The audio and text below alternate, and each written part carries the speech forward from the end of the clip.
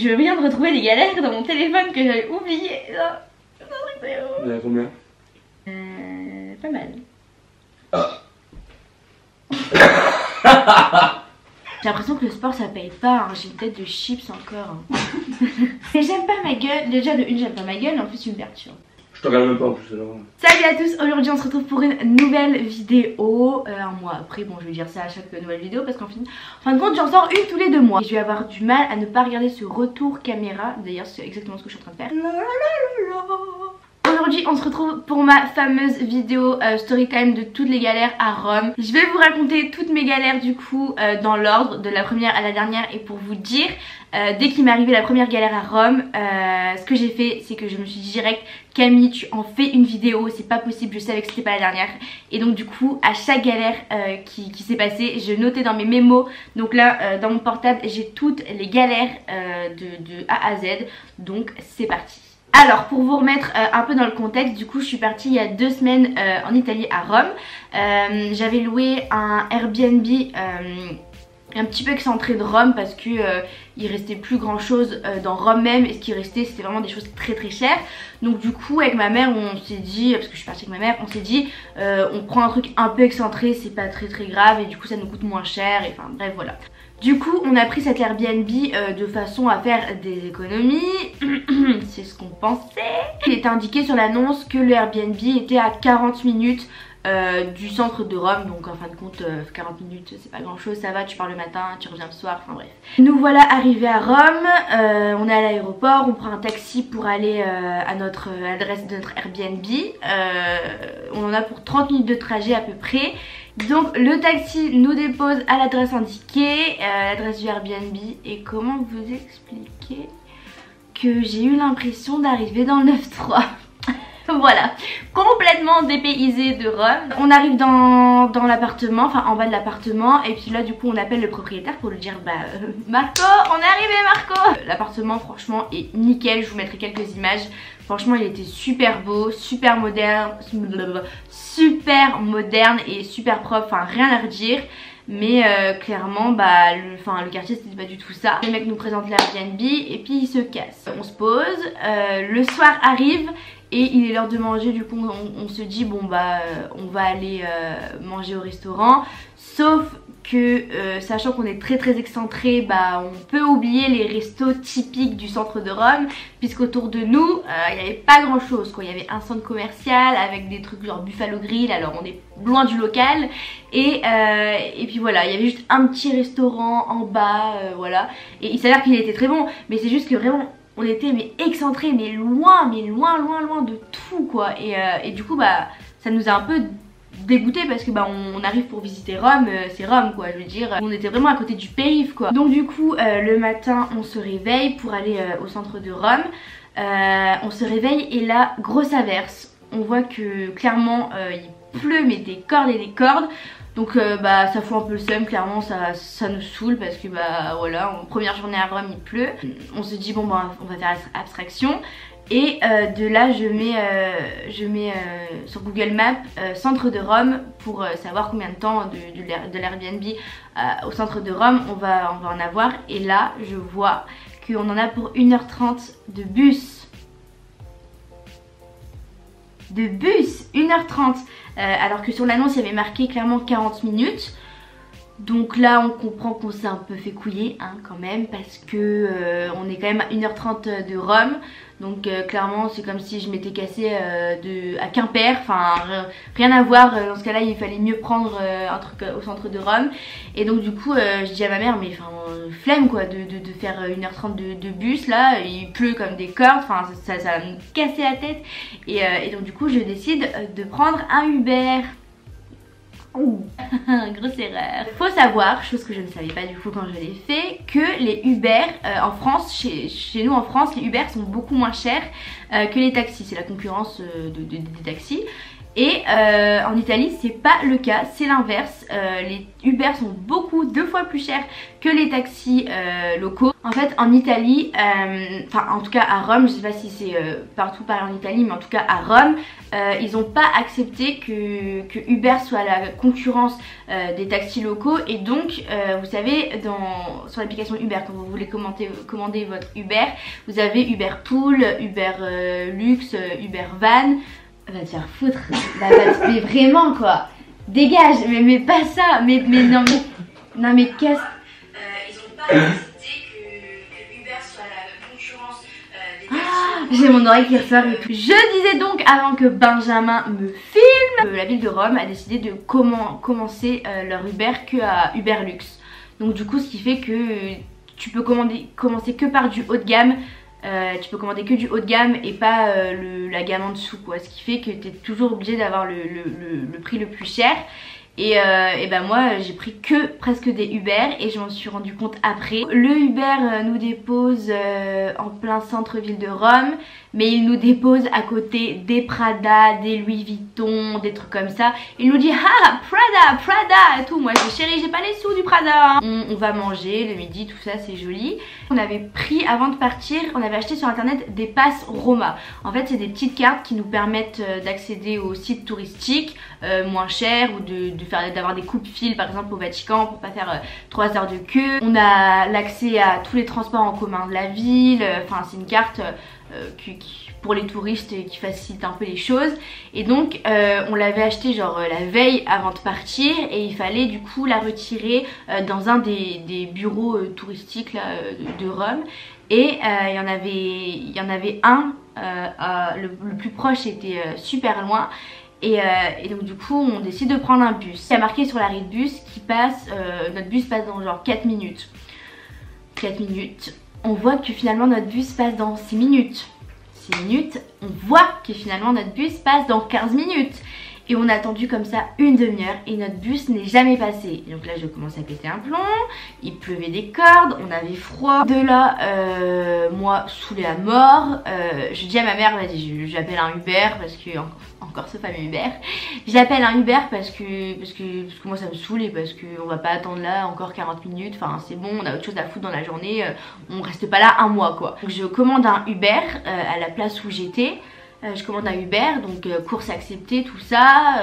Je sais plus comment il s'appelait, on va dire Giuseppe avec sa Merco qui doit venir nous chercher. Il doit passer genre dans 5 minutes et tout, ok très bien. On attend 5 minutes et on voit que le mec arrive. Et on voit que le mec passe devant nous. Je me dis, attends Giuseppe, tu te fous de ma gueule? Le mec avec sa Merco nous est passé 3 fois devant la gueule. Hein.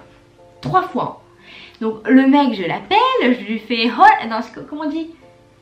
Ciao Giuseppe, on est là devant cette boutique, viens nous chercher parce qu'on a payé en fait.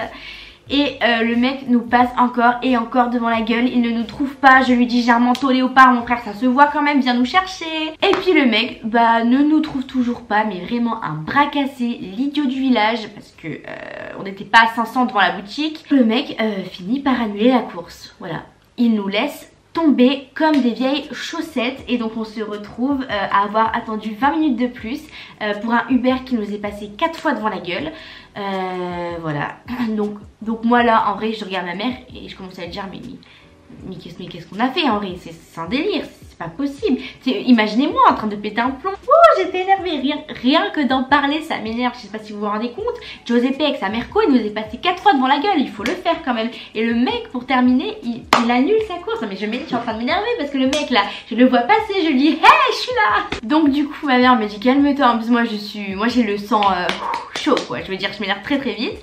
Et donc du coup ma mère me dit bon qu'est-ce qu'on fait du coup. Et je lui dis bon attends tu sais quoi, je vais recommander un Uber, Giuseppe va te faire foutre. Et donc je recommande un Uber. Je recommande un Uber, le mec au bout de 30 secondes annule la course. C'est-à-dire qu'il y avait personne qui voulait nous, genre personne voulait nous prendre en voiture, je sais pas ce qu'on avait fait. Mais le mec annule, le deuxième Uber que je commande annule sa course lui aussi. Je dis mais attends, il y a une couille dans le pâté là, qu'est-ce que j'ai fait, pourquoi? Là ça faisait déjà 1 heure qu'on était au même endroit, sur le même bout de trottoir, à attendre qu'on nous prenne pour aller à ce putain de bureau touristique. Je retente une 3e fois d'appeler un Uber. Le mec nous accepte et on monte enfin dans une voiture. On en a pour même pas tant que ça beaucoup de trajets mais j'ai quand même payé une course. Et donc le mec nous dépose enfin à l'endroit prévu. Bien sûr après avoir failli avoir 43 accidents parce que les Italiens quand ils conduisent en fait c'est un... j'ai l'impression qu'il n'y a pas de code de la route quoi. Je veux dire c'est un peu au petit bonheur la chance. Si la Peugeot veut passer, si la Mercedes veut bien la laisser passer, je veux dire c'est un délire. Enfin moi j'étais choquée de leur conduite, c'est pire mais 2 fois pire qu'à Paris. Donc du coup après avoir failli avoir 43 accidents avec le Uber, on arrive enfin à destination.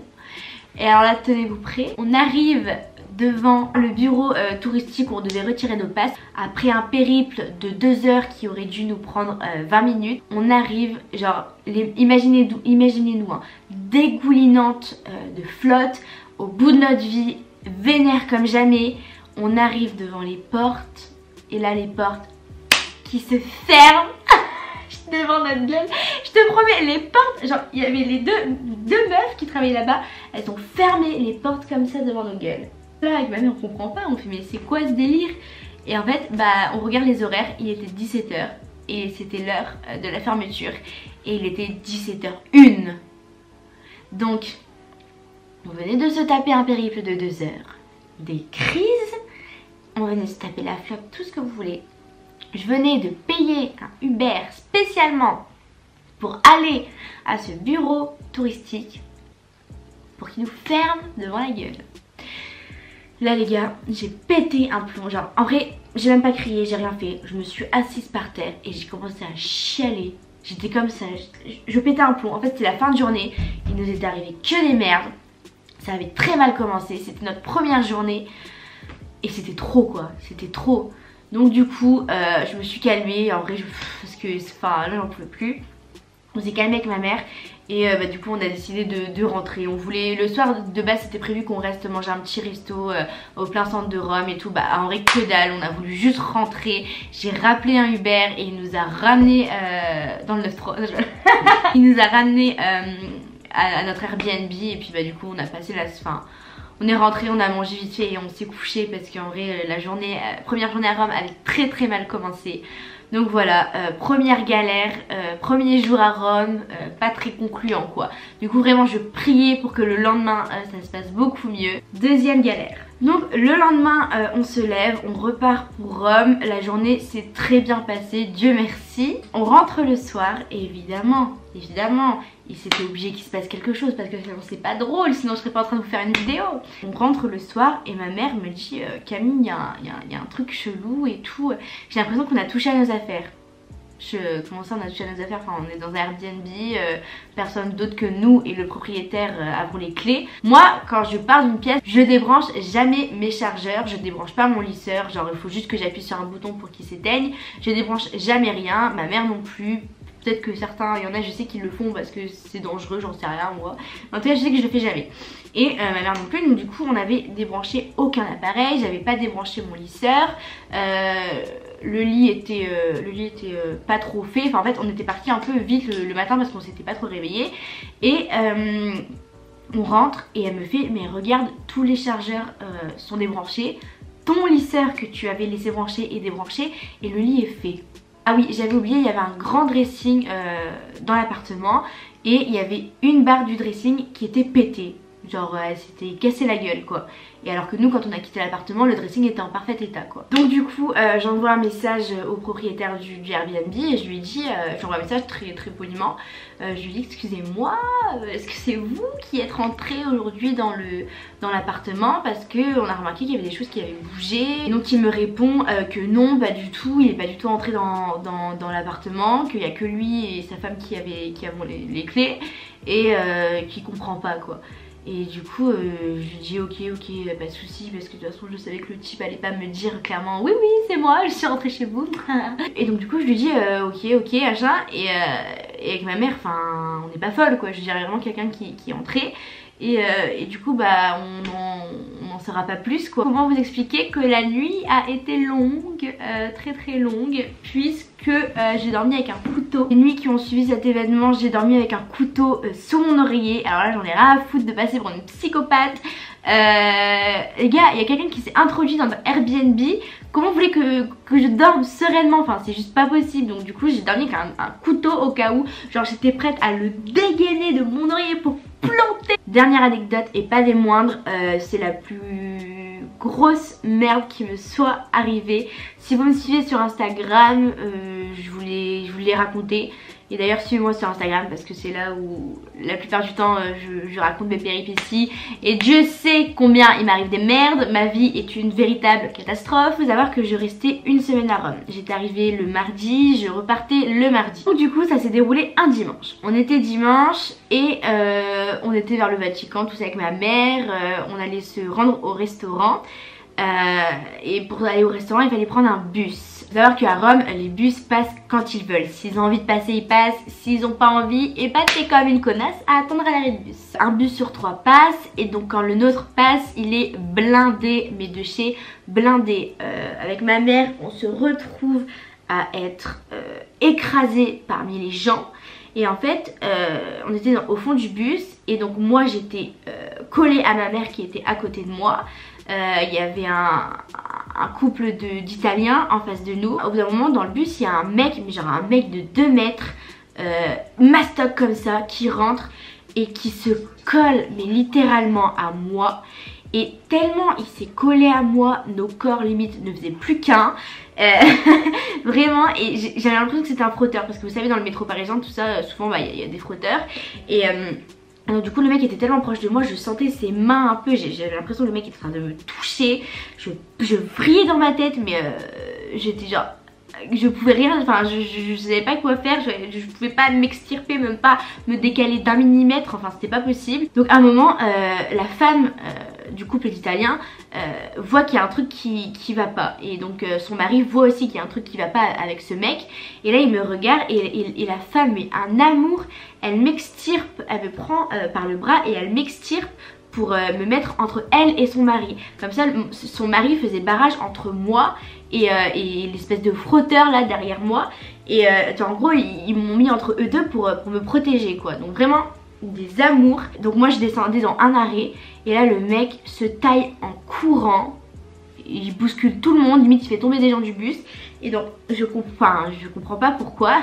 Et j'ai vite compris. Je descends du bus et je vois ma sacoche ouverte et plus de portefeuille dedans. Faut savoir que mon portefeuille fait la taille de ma sacoche, il est assez grand, assez imposant. Et donc du coup pour le rentrer c'est galère et pour le sortir c'est galère. Donc pour le sortir faut y aller, pour le rentrer c'est pareil. Et donc du coup on me l'avait vraiment volé quoi. Et donc du coup bah ça correspondait bien au mec qui était pas du tout en train en fait de me frotter, mais était en train de prendre mon comment dire, mon portefeuille. Et en fait quand j'ai senti sa main contre moi genre me frôler, et bah c'est pas du tout, il était pas du tout en train de me caresser, il était en train d'extirper mon portefeuille, ce petit fils de... Je pleure quoi, je commence à chialer et tout, je fais putain c'est pas possible. Mardi matin j'ai mon avion, j'avais mes papiers d'identité, j'avais 200 € en liquide, j'avais ma carte vitale, j'avais tous mes papiers dedans, mais ma carte bancaire, tout ça. Et donc du coup je commence à chialer et tout, enfin je suis en Italie, je sais pas où sont les commissariats de police, qu'est-ce que je fais, genre je sais pas parler italien, enfin je pète un plomb. Et donc là il y avait le couple d'Italiens qui était descendu au même arrêt que moi. Et là ils se retournent et ils me voient et tout, et ils me font ah putain, enfin ils ont capté quoi. Et ils me disent en italien, il y a un commissariat là-bas et tout, sauf que moi je ne parle pas italien mes chéris, vous êtes bien mignons. Et du coup je lui donne mon portable pour qu'il mette sur Google Maps. Et du coup il m'a indiqué qu'il y avait un commissariat genre à 1 km et tout. On trouve enfin le commissariat, bref après avoir marché et tout, moi en train de chialer. Entre temps ma mère s'est cassée la gueule. C'est pas drôle hein, mais ma mère elle s'est étonnée par maman. Me voilà devant un flic avec mon portable en train de lui expliquer via Google Traduction que je me suis fait voler mon portefeuille, donc la communication est compliquée. J'attends 3 heures, entre temps il y a une meuf qui venait du Brésil qui elle venait se faire piquer aussi son portefeuille. Après il y a un mec du Pérou qui arrivait qui venait aussi se faire voler son portefeuille. Enfin bref, on était 3 clochards à s'être fait voler nos papiers et notre thune là. Donc du coup je suis restée littéralement 3 heures au commissariat pour porter plainte. Donc j'ai passé mon après-midi où je devais aller visiter des monuments, et ben je l'ai passé au commissariat. Voilà, super dimanche. On était dimanche et du coup la policière qui m'a reçue pour mon dépôt de plainte me dit mais madame, l'ambassade française est fermée, parce que du coup bah il fallait que j'aille à l'ambassade française pour réclamer un laissez-passer, parce que du coup je prenais l'avion genre dans 24 heures alors que j'avais plus mes papiers d'identité. Enfin fallait que j'aille à l'ambassade française pour trouver une solution pour que je puisse rentrer en France, sinon j'étais quai blanc d'Italie. Donc du coup voilà, il fallait que je rentre encore une fois à l'Airbnb, que je passe encore une bonne nuit armée de mon couteau sous mon oreiller, et que du coup je me lève très tôt le matin pour ma dernière journée à Rome, génial, et que j'aille à l'ambassade française. Du coup on se lève avec ma mère, tout ça, on reprend un taxi et on arrive à l'ambassade française. Je montre du coup au soldat là, au mec là avec leur calache ou je sais pas quoi. Canal, c'est parti. Musique à fond.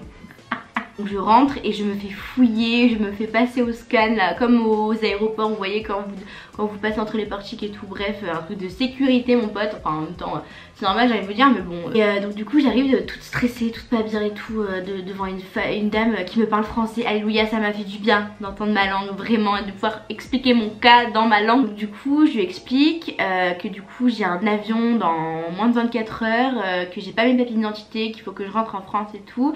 Et elle me dit d'accord, donnez-moi votre prénom et tout. Et en fait il faut savoir que dans mon portefeuille il y avait ma carte d'identité et la carte d'identité de ma mère. Donc on était toutes les deux dans la merde. Du coup je lui donne mon nom et mon prénom et celui de ma mère. Elle passe un coup de fil et elle me regarde, elle me fait ah mais c'est bon, on vous offre. Je lui fais oui, ok.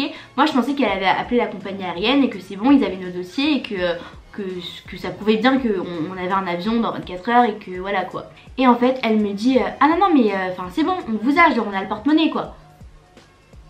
Et je la regarde et je fais comment ça vous avez mon porte-monnaie, genre je regarde ma mère, je la regarde, on se regarde tous. Je commence mais à chialer comme une fiotte. Non mais imaginez mais ce soulagement, j'étais mais choquée. Elle me fait il y a tout dedans, enfin genre elle m'a dit je sais pas s'il y a l'argent et tout. Je lui dis bah honnêtement 200 € en liquide, je pense que je les reverrai plus, mais à la limite le plus important c'est que je puisse rentrer en France et qu'il y ait mes cartes d'identité, qu'il y ait tout et voilà quoi. Il y a une dame qui va chercher mon portefeuille et elle me le ramène et je l'ouvre et je vois quoi? Mes cartes d'identité, ma carte bancaire, tout. Et les 200 € en liquide les gars, les 200 € en liquide. Elle me dit oui c'est un Italien qui nous l'a ramené hier et tout. Je me dis attends hier on m'a dit que vous étiez fermé. Elle fait ah non on était ouvert et tout. Je fais bah merci la police. Et elle me dit oui donc c'est un Italien qui l'a ramené, qui l'a trouvé, qui l'a ramené à l'ambassade française. Parce que du coup il a vu sur vos papiers d'identité que vous étiez française.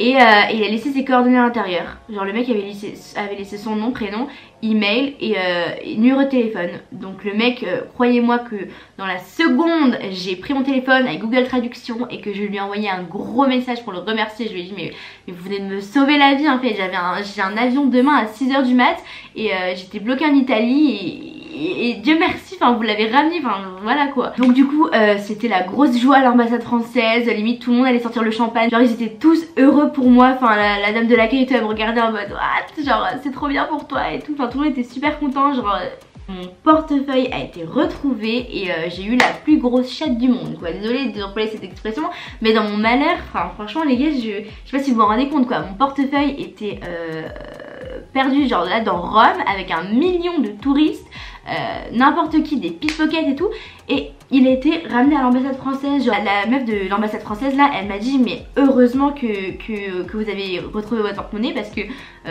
clairement on n'aurait pas pu vous les faire un laissez-passer comme ça pour rentrer demain, c'était pas possible, ça vous aurait coûté de l'argent et tout, frère, tout mon argent était dans le porte-monnaie, donc tu veux que je paye avec quoi? Elle m'a dit ça aurait pris du temps et tout, donc vous aurez été bloqué en Italie, enfin ça aurait été un délire et tout, parce que comme on est venu avec une compagnie et qu'on repart avec une différente, les dossiers sont pas les mêmes. Enfin elle m'a dit que ça aurait été une galère.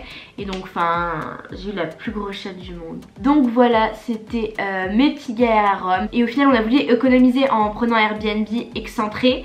Et on a tellement payé cher les taxis pour aller revenir de notre Airbnb au centre de Rome qu'on aurait bien fait de prendre plutôt un hôtel plus cher au centre de Rome. Mais ça nous aurait revenu moins cher parce que je vous jure qu'on en avait pour 400 balles au moins de Uber et de taxi. Donc au final bah... Voilà, note à moi-même. Et si vous voulez aller à Rome, bah voilà, quelques petits conseils. Et ne prenez pas Uber et prenez les taxis blancs, c'est les taxis locaux, ça vous coûtera beaucoup moins cher. Si vous voulez voir des petites photos de Rome, de mon voyage, tout ça, si vous voulez suivre un peu mes aventures, ça se passe sur Instagram, je vous le mets juste ici. Bon, ta gueule la montre là, c'est pas possible. J'espère que la vidéo vous a plu, malgré qu'il m'arrive des galères, bah écoutez, ça, on a fait une vidéo. Donc du coup je vous fais d'énormes bisous. Je vous fais d'énormes bisous et je vous dis à la prochaine vidéo. Ciao!